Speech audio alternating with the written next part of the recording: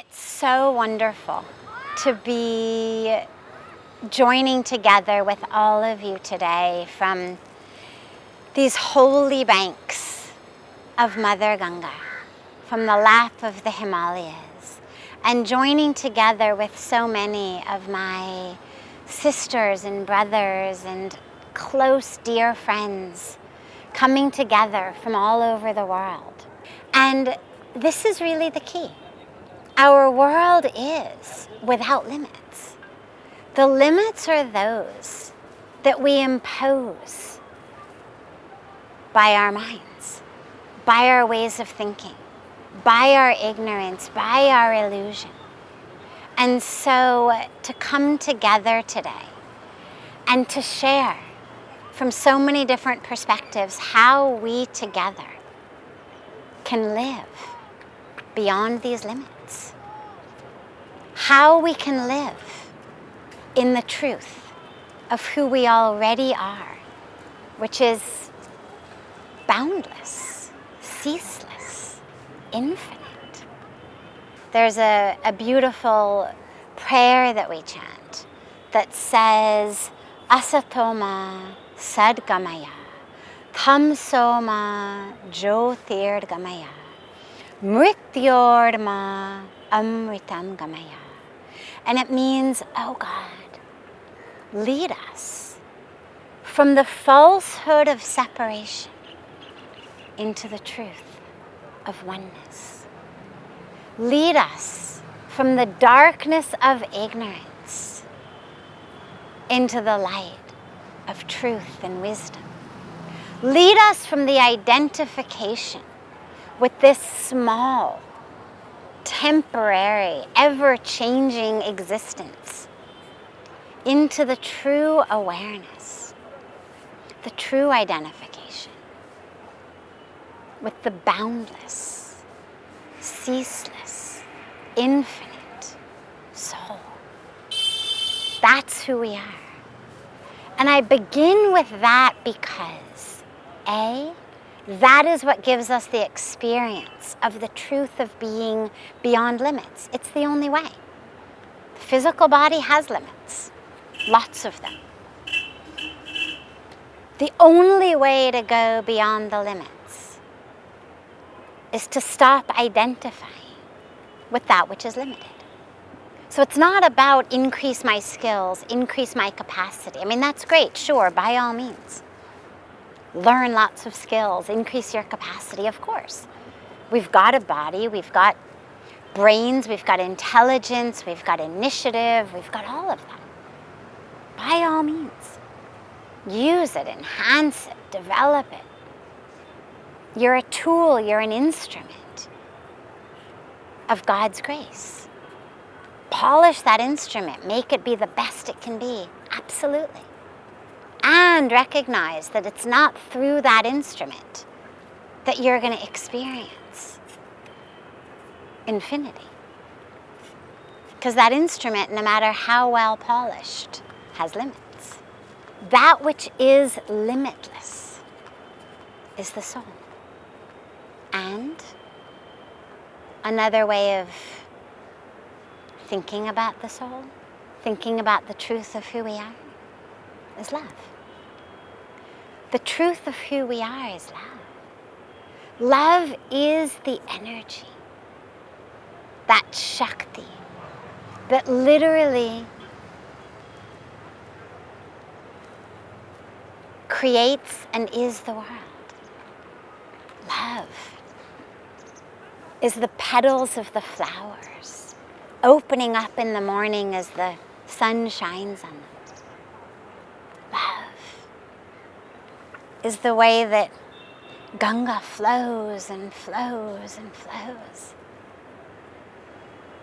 Love is the trees that blossom and give us fruit or flowers, oxygen. Love is the energy of the universe. It is that core, essence, spirit, soul of who we are. And that is why love is the answer. And that is why love is so important. A lot of us think of love just as an emotion, something I feel for a person, but it's not. Love is energy. It's just that that being is the one who catalyzes the turning on of that love manufacturing plant inside of you.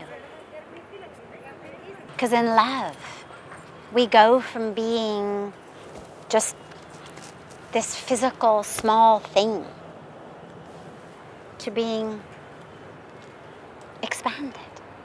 And that's true, by the way, even on the level of just one being loving another. Think about why being in love feels so good, right? Think about the words we use to describe love. They're all words of expansion.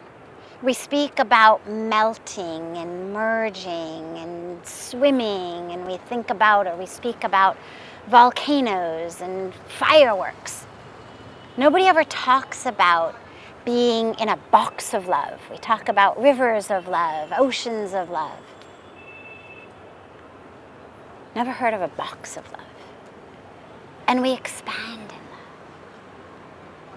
We lose that sense in love of where I end and you begin.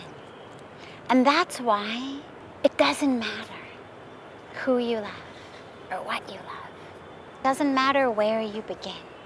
Even if the only experience of love that you can muster at this point is love for your pet, or love for a family member, love for a tree in your backyard. Don't worry, because all forms of love take us back to God if they're real. Think about it. Think about loving even one being, whether it's a spouse, whether it's a child, whether it's a parent. If you really love that one being, what you realize is that what you love about them is their essence. How many times has their body changed since you started loving them, right? How many years have you loved them, and how many times during those years has their body changed shape, changed form? But you still love. In fact, usually you love even more. Usually love deepens with time. So the form keeps changing. Recognize that if it's really love, and not just lust, it's of the essence. You wouldn't love someone any less if, God forbid, they got into a car accident and their face was all bruised up and so they no longer looked beautiful.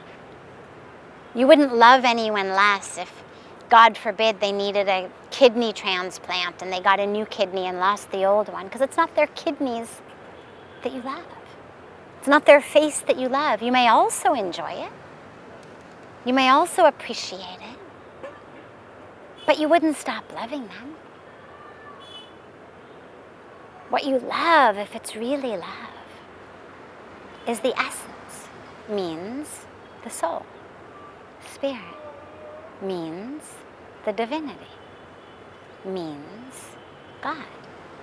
Doesn't matter what you call it, but recognize that whoever you love, whomever you love, whatever you love, if you really love, you're loving God. And that's what's so beautiful about being in love, is it gives us that experience of the truth of who we are, which is expansive, boundless. That's why, as I was saying, it feels so good. And we're always trying to get back to that experience. But sadly, a lot of us try to experience it in ways that are not so helpful, not so skillful, not so efficient. We eat a lot.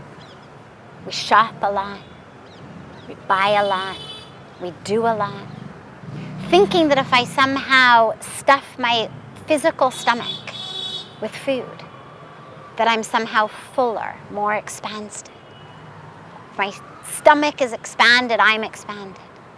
Or if my closet is expanded, I'm expanded. If my possessions are expansive, I'm expansive. No. No amount of chocolate cake makes us connect with the truth of who we are. No amount of shopping puts us in touch with the truth of who we are. But the urge is good. We're just going about it in an unskillful way. And all I have to do to know, to experience that sense of real expansion, is a spiritual practice that gets me in touch with the truth of who I am. And perhaps the easiest of those spiritual practices is to love. To really deeply love. As you're interacting with that being, recognize that it's the essence you love, and allow your soul to connect with their soul. Because that's the beautiful piece. In order to connect with their soul, you have to go at it from your soul. Body can't connect to soul. Body can connect to body, lust. Mind can connect to mind, drama, intellectual exercises and experiences. But on a deep spiritual level, to connect with their soul, you have to come at it from your soul. And that's why being in love gets us in touch with the truth of who we are. So I'm a very big fan of love. But again, it doesn't have to be romantic love. And of course, for those of us who have chosen a path of monasticism, it isn't romantic love. But regardless of what path you've chosen, regardless of what your life dharma is, grab the opportunity to experience love. Be love. Let us really take this time to commit to feeling love, to being love, and to expanding in love. Because when we do that, then we become assets to the planet. People who are in love are assets. Think about it, right? A friend or a coworker falls in love, everyone knows it. People in love are just nicer to everyone. They're bigger tippers, they're the ones who help people, right? This is where in offices all the time we say, oh, somebody must have had a good weekend, because they're suddenly offering to do other people's work, offering to take people out to lunch. Being in love is great for us. So let us commit to really loving.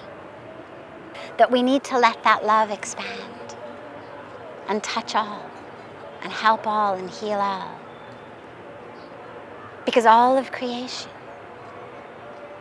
the rivers, the mountains, the trees, all of the species with whom we share this planet, all of our sisters and brothers of every color, every race, every religion, they're all embodiments of the same divine spirit. And so our love has to extend to them as well, which means we care for, we serve, we protect all of the earth in our actions, in our decisions, and our choices.